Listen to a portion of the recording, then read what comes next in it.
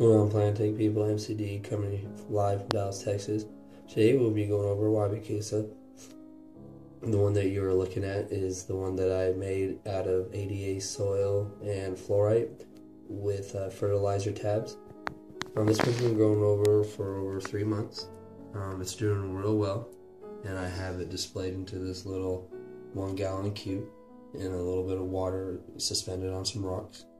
It turned out real well, but it took a while for the plants to transition, but they're doing well. You know, I'm seeing differences in plants that I've tried to transition from immersed to immersed, and I actually like it. It's doing real well. The only light that this gets is actually from the sun, and it does a good job.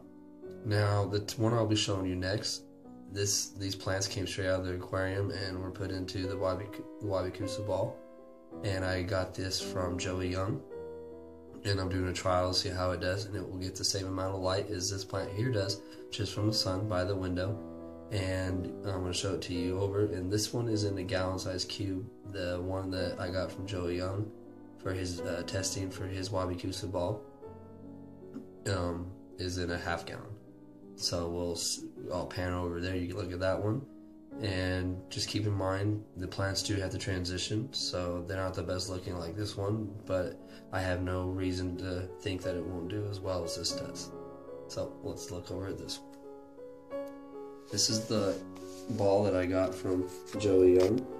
When I received it, it came in a box, and it was pretty solid. I mean, I let it soak for 24 hours, and it took a while to soften up so I could poke holes to put the plants in.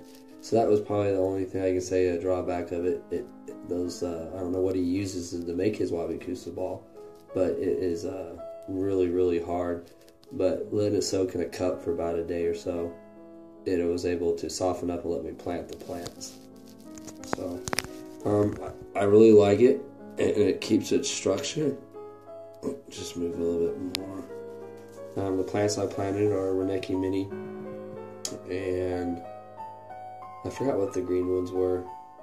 They're normally red under highlight in your aquarium, but they're green. They're green when they're immersed. But they're growing well. The Renekis, you can see, transitions a little hard on it right here on the upper leaves. I'll remove these once these die, and the ball I surrounded down here with moss. And I'll pan over to the other one where you can see the moss is actually helping keeping the water clean, filtering the water, which eventually the moss will do the same thing, clean the water. And I have it suspended on 2 slate stones. But I will do a weekly update on the Wabi-Kusa ball to show you how it progresses, and using only sun as its light source. I don't fertilize it, I don't spray it. All I do is cover it with clear plastic on top to help keep the moisture, and that's the same. And what I've noticed, if I allow the plant, like if you look at the one that I made, these plants have grown tall enough where it actually pushed the top out. So it actually, one of the hardest things I found about Wabi-Kusa is transitioning from, you know, once you get it to this point, you need to spray it just to keep it moist. But if you keep it covered, it keeps the moisture a lot better. But when I allowed this one just to naturally push up the plastic off the top, it slowly got to a better point where it could take the more drier air.